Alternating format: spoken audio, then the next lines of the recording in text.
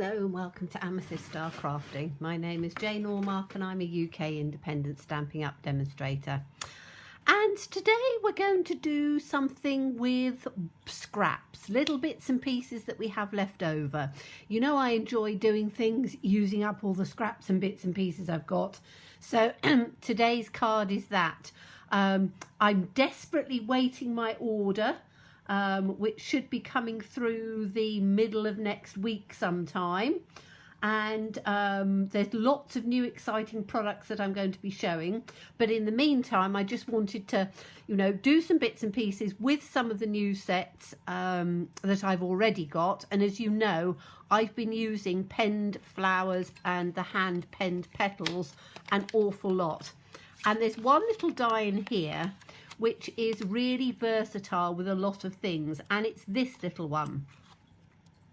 So this actually cuts out the most beautiful little flower, and you can either keep the pieces inside or you can take them out. I've taken them out because what we're doing today, we need them out. So I have cut a variety of scraps, and I thought we would do a rainbow because it's absolutely pouring it with rain outside. It's been really terrible weather.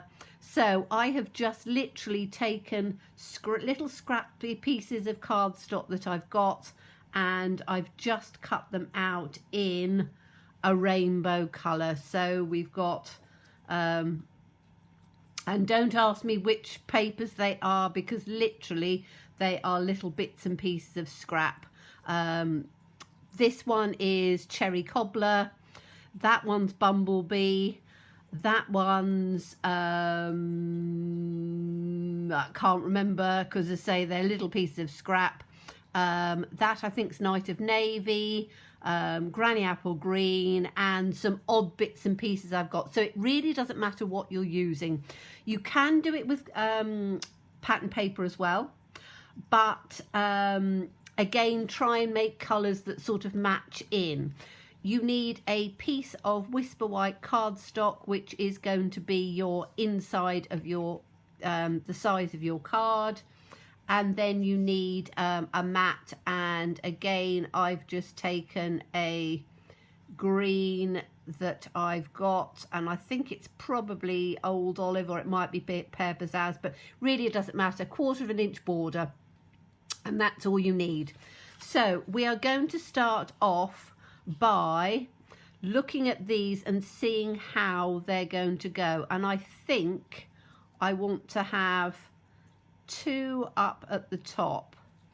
Then we'll have, hopefully I can get 3 in down on this side because I want it sort of coming at a cross. So I'm hoping to get, if I move these round just a little bit like that and turn that one at a bit of an angle like that and take that one. Okay, so that gives me 3 down there, and then we'll have 2 down at the bottom. Okay, so before we do any sticking, as I say, I want to just move them so I've got them where I want. And as I say, I want to try and get 2, 3 and 2 as neatly as I can. And then we'll have this one there and that one in the corner there. Put that one like that. Okay, that gives me the rough sort of size that I want. Maybe that one needs to come up a little bit. As I say, jiggle about with them before you even commit to gluing or anything. That's going to work better, isn't it? Yes, that's fine. And then what I've taken is, because I wanted to look very plain like that, I wanted to get some speckles. Now, there's lots of speckles in lots of different sets, but the Forever Fern, there's a lovely little speckle in there, and that's what we want. We want that sort of extra little piece. So I'm going to put this on a block, and I've taken a variety of colours. Again, you don't have to, depending on your scraps, you don't have to match everything. you can have them in slightly different colours, and I thought I'd show you that. So I've got, which I know this one is going to match. Sorry, me straining to get it's a new ink pad because some of the refills have been stuck forever and a day, so I actually bought a new pad. So what I want to do is I want to take a speckle to come in underneath this one. So I'm just lifting it off, and then I'm putting that on, and then this is going to come over the top. So you have that almost like a little what do you call it, a drip effect that comes on. So I'm just going to get myself some glue, and you could put these up with dimensionals, but I want it to be as if it's there's some lovely paintings and things that you see where you have this sort of drip effect coming down, and although this isn't a drip, it's going to give the same sort of look. So I'm quite happy with that one, and I'm going to commit myself and stick this one down. So just a little bit of wet glue in and around on the sides, a little bit in the center, and then I can put this one down, and that's going to come like that, and it just gives that little sort of piece that comes across. Okay, so my next one, I want to come down to here, don't I? Okay, so we need to then get the next color, and for this one I'm going to use pumpkin pie because I want it orange, and I want it to bring out this color, which, as I say, I'm not quite sure what it is. I think it might even be a little bit of old peekaboo peach or something. I have a scrap bag which has lots of bits and pieces in. So let's take, we want this one sort of up a bit, so I'm going to take this and I'm going to put this piece in like that, and then we'll have this one in on the top like that. Okay, so let's glue that one in. Give that just a little bit of glue coming round here. I say there's so many different things that you can do with scraps that really make a pretty card, and I just love this flowery shape, but I wanted to give it something extra. Okay, so we're going to have these three running down here, aren't we? So let's just put them so that we know the rough dimension on there. Yes, that's fine. So this one we need to have a yellow, and I'm using bumblebee for this one. So let me grab the bumblebee out. So yes, I've got lots of exciting things coming, quite a reasonable sized order, because there were so many things that I really liked that I thought, you know what, I really want to have some, you know, nice things from the new catalogue, and there were so many bits and pieces that I really liked. So there'll be lots to show you. I went through a few things that I liked when we did our run through of the new catalogue. However, I think I have chosen some different things because it's quite interesting. I've always said, as you look through the catalogue, you always see different things. So there's things that I always go through it several times. I always write a list and then go through it again and write another list. And, you know, if you've got a budget that you need to set yourself to, then set yourself that budget. But then, you know, go through and really do can I make at least 5 different cards with the stamp set or the die or the suite or the collection that I've got. If I can't make at least 5 different card ideas and, you know, use each one of the stamps in there, then I don't tend to go for it. I tend to turn around and go, no, actually, and then I look and see what I've already got. So If it mimics things that I've already got too much, then I turn around and go, no. Again, I will sometimes get things which I know that you guys, my subscribers, because doing my videos, it's all about giving you content that is interesting and that you want to see and watch. So if I do things, so for example, I really loved the little dachshund, which was the hot dog set. But in reality, it wasn't very popular at all. You know, I love dogs, but not everybody loves dogs. So it is really down to choosing things that I know that I will enjoy, but also as you, my subscribers and my customers, things that I know that you like. And I think with everything, we always say, oh, there's so many florals in the catalogues, etc. However, the florals are, without a doubt, the most popular of all of the things that that we have. So it is one of those things that you know, you look at it and you go, do I want another floral? But you guys really like your florals, so I tend to do quite a lot of florals. Right, so we're now on to Pacific Point, and again, I'm only doing that because I want slightly different colours, and we'll have this one coming down like that. And as I say, it doesn't matter if they come exactly where you've positioned them. It's just giving that little, almost like a paint splat coming down or a drip coming down in an easy way that just gives an extra bit of colour. So I can put this one down in like that, make sure that's not touching, which is perfect. And then we've got these two which are coming down here at the bottom, so I can move this one to here. So we're going to have a little bit of that purple. In fact, I might have it so that that's coming out round the corner,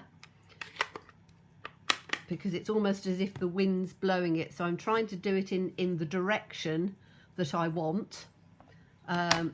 But in the same respect, it can be as random as you want. I would try and get them all coming down at the same sort of direction, because then it looks as if they're meant to be. So this one is going to come down even more to an angle. So I'm going to have that right down like that, because then I can get a little bit more of that in. And you can see some of them have got more, some of them have got less. That's the good thing about using a little splatter. It really doesn't matter where your directions or where your stamp sits, so that you don't have to be overly precise with things. You can just put it. So we want this one coming in like that. And then we've just got this last one, which again, I'm not even sure what colour that is. It's a tiny scrap that I've had for ages and ages. So I'm actually going to use a fresh freesia with it, which will just add some of that sort of purpley colour to it without it being too much. So I'm going to take that one in like that, just at that angle, and then that one can come in on there. Okay, just clean that up, and then we can just stick this one down. Okay, so you've now got a pretty sort of rainbow going on, and then I'm going to just need to pop a sentiment in, and we've got a couple of little spaces in there. So let's just put this one down in on here like that. Okay, so those are down, and as I said, if you need to make sure that it's all flat, just turn your whole card over and rub on it, and then you've got your colours and things going in. So I think that looks really quite pretty. let's get our base. What did I do with, there it is, it's up here. So I'm just going to get the green base to just put that on so I can see on the colours. Lovely. And then we can put a sentiment that can go either there or there. So let me have a look and see what I've got sentiment wise. I think I might just do a very simple little hello. In that Forever Fern, there's a rather nice little hello in there, isn't there? So let me just get that in. Now I need to make sure that I'm going to get this the right way round, because hello is one of those funny words that it's very easy to get either upside down or the wrong way round. So I'm just going to put it down and I'm going to take it in a colour. Now what colour should I choose? I've got green on there, but I might do it in, we could do it in any colour we want really. Should I do it in green? I probably should do it in green and then it will match in, won't it? Yes, I'm going to do it in the green just to be slightly different. So I'm going to stamp this up first and then I'm just going to take, I've got a little scrap here that I was finishing off, so I'm just going to stamp it on here to just see, right, that's the right way up and that's relatively straight. So ink it up and we can have it here or we can have it there. I quite like it down at the bottom, so I'm just going to put it in on there like that, and we've got the hello. And then you could, if you wanted to bling it up a bit more, you can put some